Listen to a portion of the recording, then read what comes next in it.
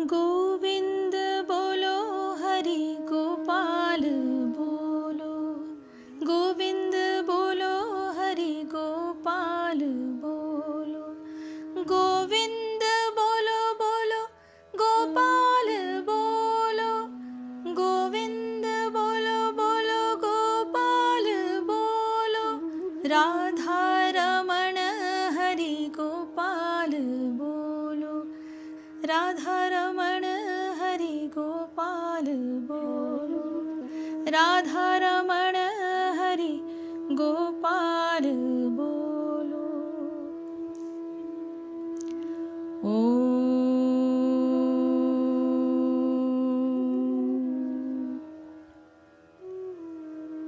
श्री कृष्णाय नमः।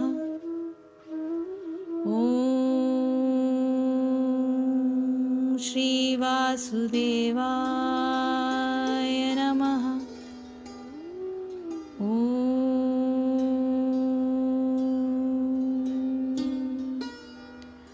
हरि ओम,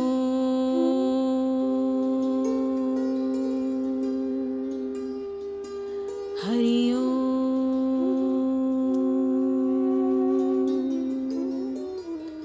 हरि ओम।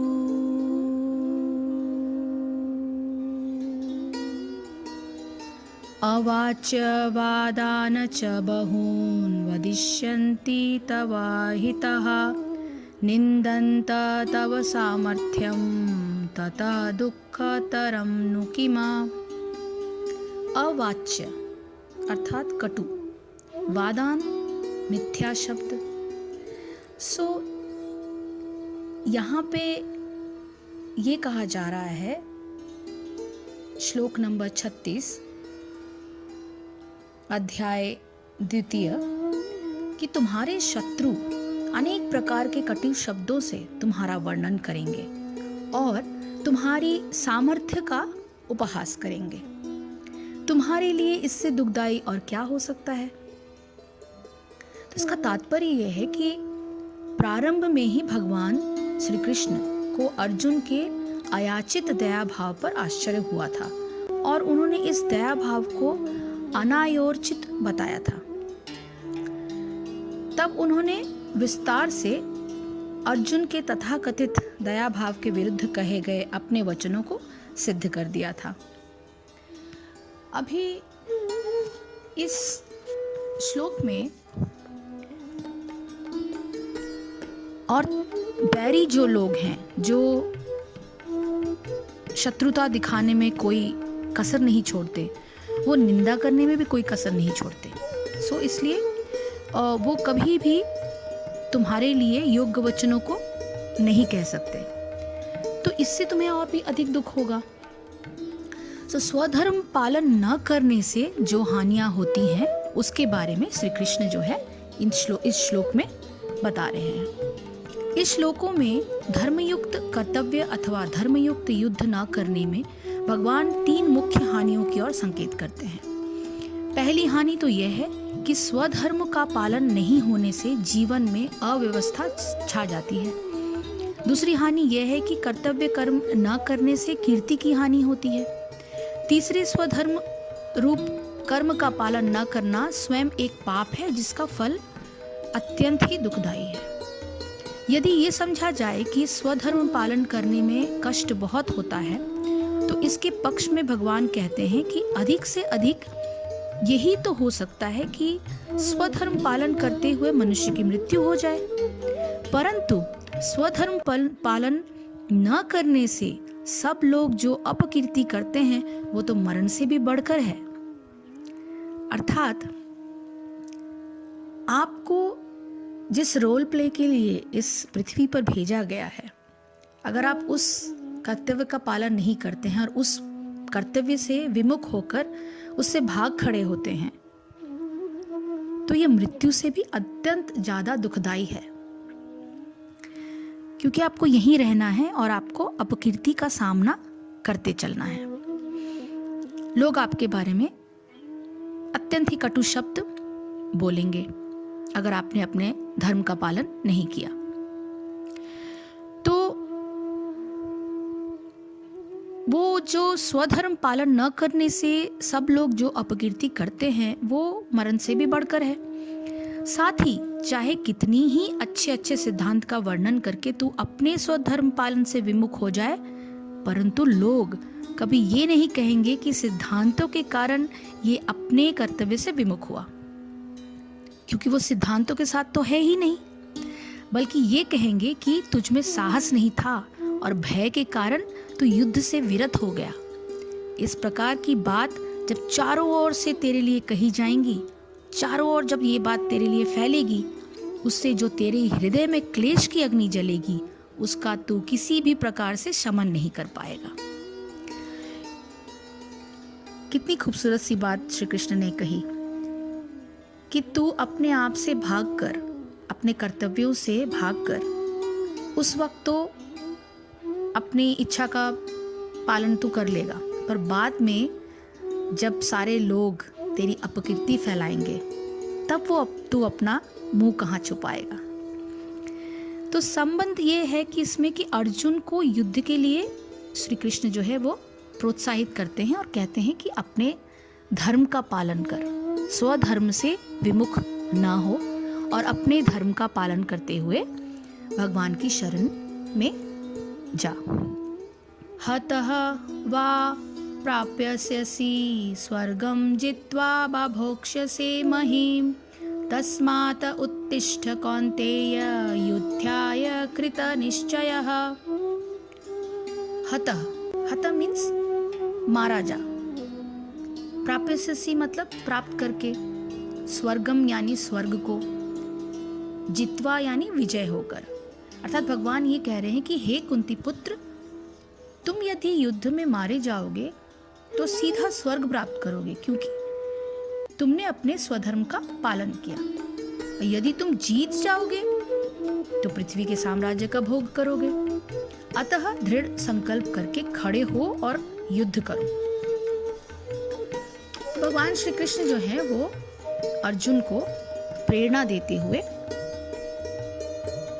उनके पक्ष से विजय निश्चित न थी, फिर भी उसे युद्ध करना था, क्योंकि यदि वो युद्ध में मारा भी गया तो वो सीधा स्वर्गलोक में जाएगा। ये प्रेरणा भगवान श्री कृष्ण जो है वो अर्जुन को दे रहे हैं और कह रहे हैं कि हार जीत समान रूप से श्रेय है।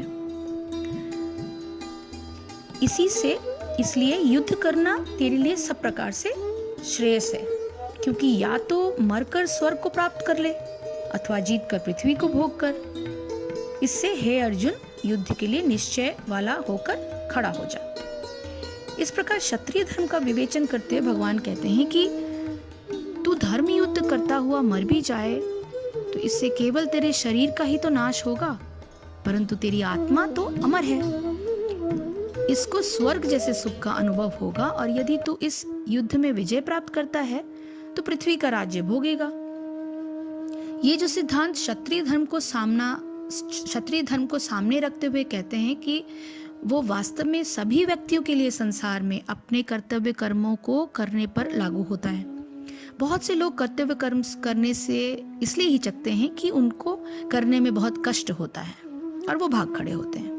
साथ ही कर्तव्य के करने में संयम से काम लेना पड़ता है और अधिकतर लोगों में संयम की कमी है और अपने को अनुशासित करना पड़ता है। वो अनुशासन भी आजकल के ज़माने में लोगों के अंदर नहीं है। तो कर्तव्य के करने में संयम से जो काम लेना पड़ता है और अपने को अनुशासन में बद्ध करना होता है और फिर भी सफलता और असफलता का निश्चय नहीं हो पाता।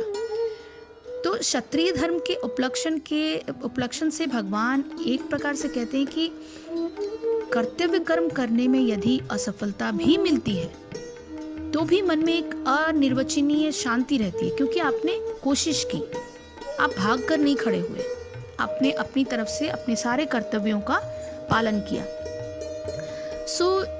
चाहे जो कुछ हुआ, ये अंदर की जो फीलिंग है कि मैंने अपना कर्तव्य कर्म निभाया और यदि सफलता प्राप्त हो जाती है तब तो इस लोक से किसी न किसी भोग की प्राप्ति होगी ही। इसी युक्ति को आगे बढ़ाते हुए भगवान श्री कृष्ण कहते हैं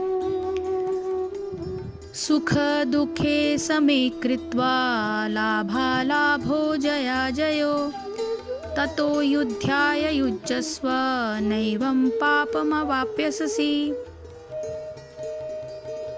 यदि तुझे स्वर्ग तथा राज्य की इच्छा नहीं तो भी सुख दुख, लाभ हानि और जय पराजय तो समान समझकर उसके उपरांत युद्ध के लिए तैयार हो जा।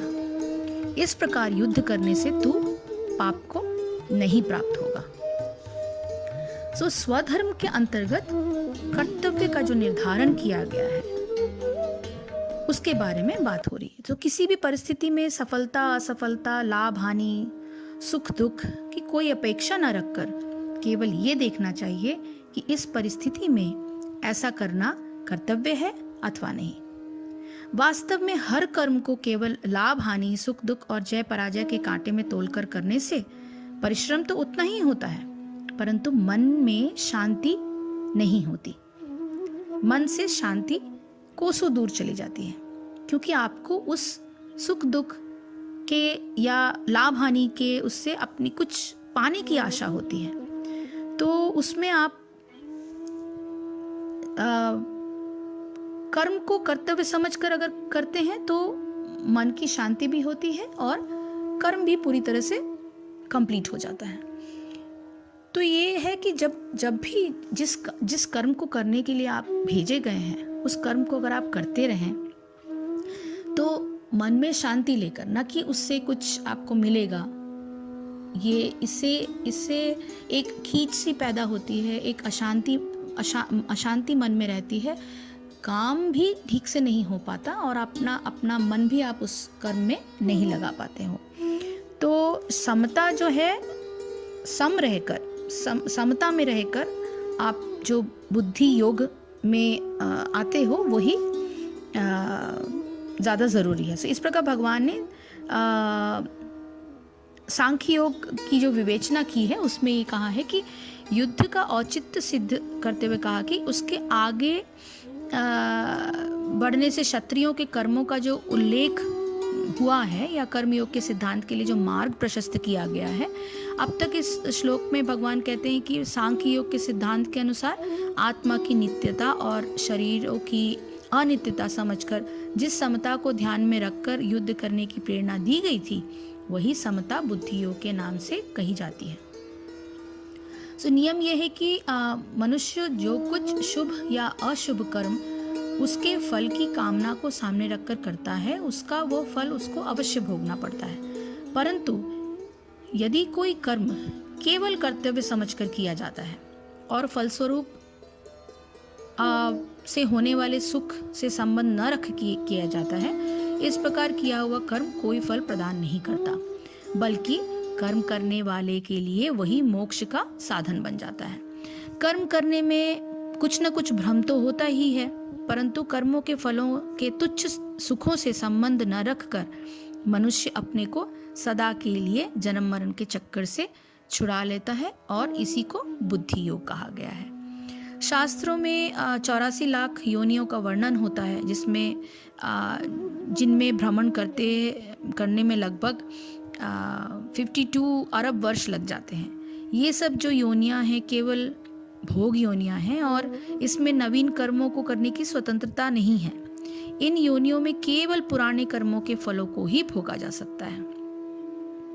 केवल मनुष्य की योनि ही भोग योनि होने के कारण और कर्म इसके कारण ये साथ में ही कर्म योनि भी कही जाती है। यद्यपि मनुष्य जीवन की अवधि इन सब योनियों की सम्मिलित अवधि की तुलना में एक बूंद मात्र है, परंतु मनुष्य जन्म की विशेषता यह है कि इसमें जो कुछ भी कर्तव्य कर्म फल की आसक्ति को छोड़कर किया जाता है वो मनुष्य को सदा के लिए जन्म मरण से मुक्त कर देता है।